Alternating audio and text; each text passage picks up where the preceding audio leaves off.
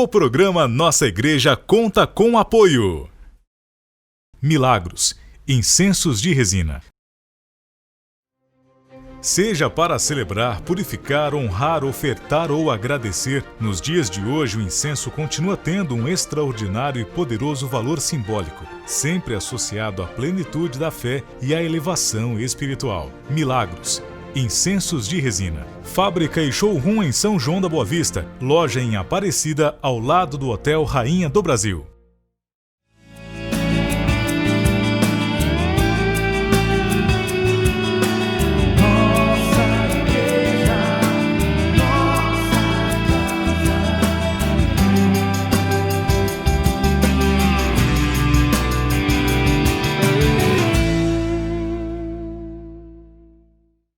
Olá, Deus abençoe você. Estamos começando mais um programa Nossa Igreja. Através do programa Nossa Igreja, nós entramos na sua casa, você dá essa permissão para nós e nós queremos ser um alento, um fortalecimento através da formação, informação e também rezando por você e com você. Hoje o nosso tema vai ser sobre o caminho neocatecumenal. Você deve estar acompanhando que durante a programação, os temas do ano de 2020, nós estamos falando sobre alguns movimentos na vida da igreja. Dentre eles, queremos falar sobre o caminho neocatecumenal. A gente vai conhecer um pouquinho como acontece esse movimento que é bem forte na nossa diocese, que existe em vários lugares na nossa diocese, em várias cidades, em várias paróquias. Mas antes, como de costume, nós vamos rezar com você e por você. Lembro que nessa oração nós também colocamos todas as intenções que nos chegam através das redes sociais da Diocese ou também através das nossas redes sociais pessoais, né? Eu, Padre Reginaldo Carreira, quando você manda algum recadinho, a gente está ali acompanhando e queremos rezar por você. Em nome do Pai, do Filho e do Espírito Santo. Amém. Pai nosso que estais nos céus, santificado seja o vosso nome. Venha a nós o vosso reino. Seja feita a vossa vontade, assim na terra como no céu. O pão nosso de cada dia nos dai hoje, perdoai-nos as nossas ofensas, assim como nós perdoamos a quem nos tem ofendido. E não nos deixeis cair em tentação, mas livrai-nos do mal. Amém. E assim nós rezamos e pedimos que Deus abençoe você sempre mais. E nós estamos no mês dedicado à Bíblia. E nada mais importante quando a gente fala da Bíblia do que conhecer e amar a palavra de Deus. Isso se faz através de tantos caminhos na vida da igreja, de formação, de informação, escolas bíblicas que nós temos na vida da igreja. E um dos movimentos que mais trabalha esse sentido do conhecer, do estudar a palavra de Deus, é o caminho neocatecumenal. Nós vamos conhecer um pouquinho mais sobre ele agora na matéria que foi preparada com carinho para nós.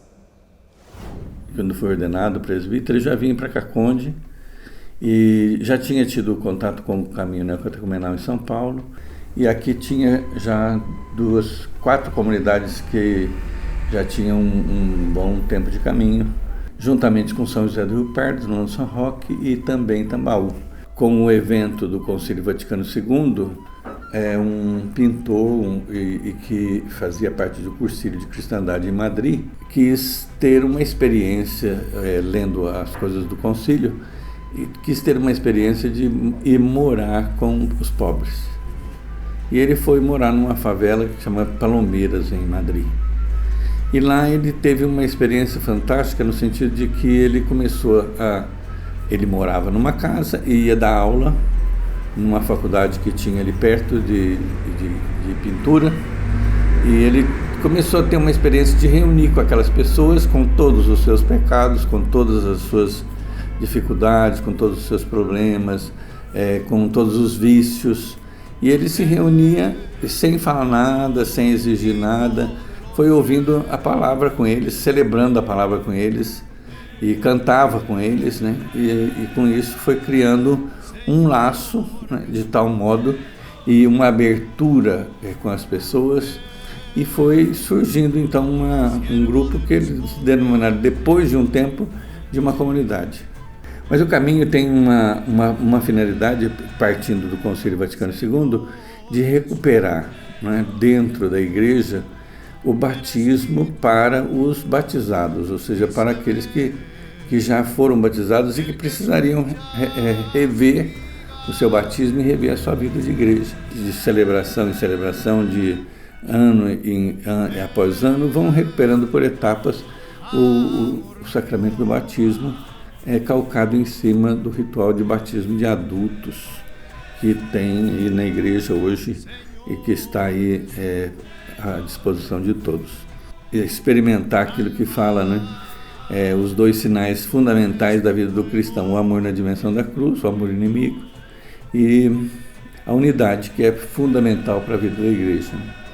Então esses dois sinais têm que aparecer dentro da comunidade, na vida da comunidade, porque são eles que vão nos diferenciar de todo mundo, né? Como é bom a gente conhecer a riqueza da igreja, né? Quanta riqueza, através dos diversos movimentos pastorais, associações, iniciativas, carismas que acontecem na vida da igreja. E o mais importante, toda essa diversidade se faz unidade, porque nós somos um, estamos ligados à videira verdadeira que é Jesus. Estamos entre nós com as mais diversas maneiras de manifestar a nossa fé, mas ligados à videira que é Jesus, unidos como uma única igreja fundamentada na fé. Então, muito obrigado a cada um que participa dos diversos movimentos na vida da igreja, hoje especialmente a você que participa do caminho neocatecumenal. Eu, pessoalmente, tive uma experiência muito especial, porque os meus primeiros meses como padre, eu vivi na cidade de Vargem Grande do Sul, na paróquia Santana. E lá, o caminho neocatecumenal é um movimento muito forte, bem vivido na vida da igreja, tenho amigos muito queridos lá. E a minha primeira Páscoa como padre, né, minha primeira celebração de Páscoa, aconteceu numa Páscoa do caminho neocatecumenal, que é algo que vai a noite toda praticamente, mas foi uma experiência muito marcante para mim. Então aproveito para agradecer o valor desse movimento também na minha história, né? Eu fiz também as catequeses iniciais para conhecer mesmo esse trabalho realizado na vida da igreja. Agora a gente vai para um rápido intervalo e a gente volta já já.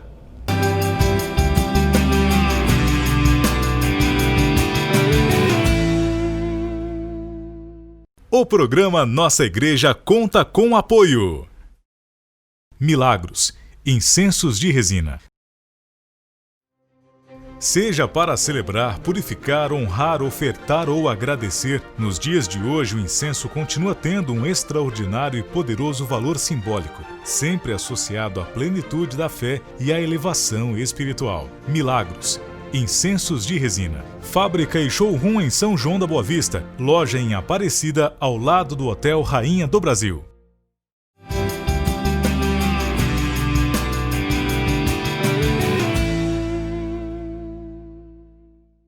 Olá, Deus abençoe você. Estamos de volta com o programa Nossa Igreja, hoje falando do caminho neocatecumenal, conhecendo um pouco mais. Se existe aí na sua paróquia, na sua comunidade, procure conhecer.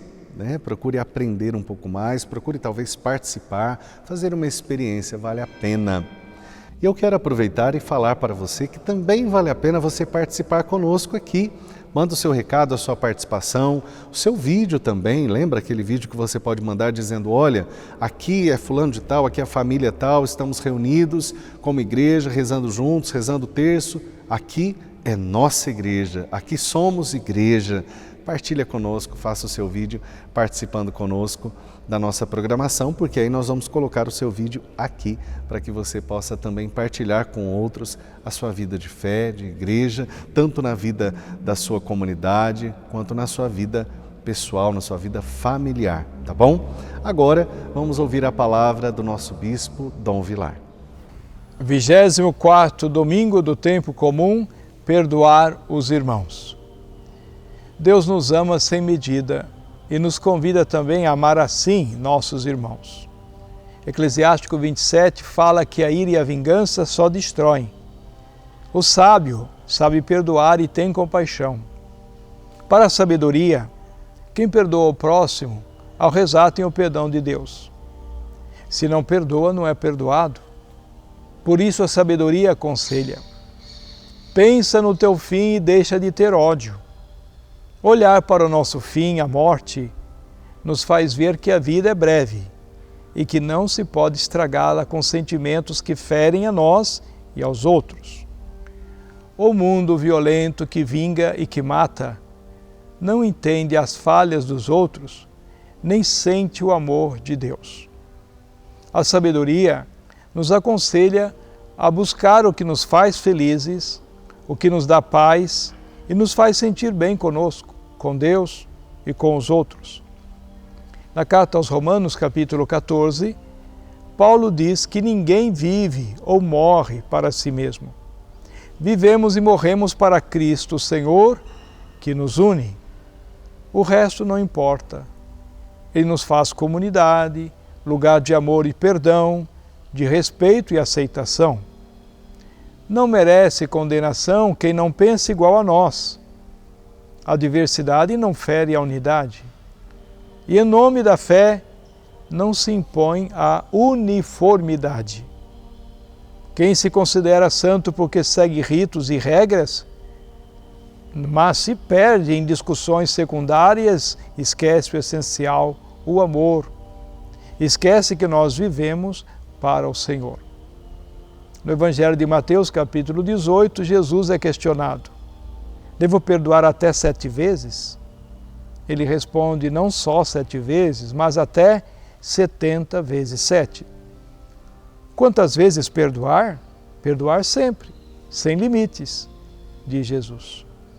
Ele conta a história do acerto de contas do Senhor com quem não tinha com quem pagar a sua grande dívida. Cheio de compaixão, o Senhor perdoa-lhe a dívida e lhe dá a liberdade. Mas este servo perdoado pune o outro que lhe deve pouquinho. Quem viu a cena conta ao Senhor. O Senhor chama o servo e lhe diz que por tê-lo perdoado grande dívida, ele devia perdoar também aquela pequena dívida.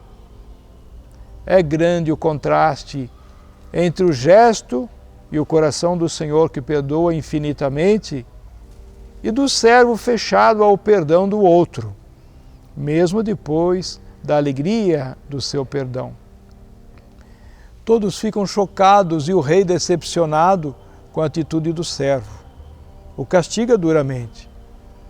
A misericórdia de Deus, perdão sem limites, nos ensina a abrir o nosso coração aos que erram.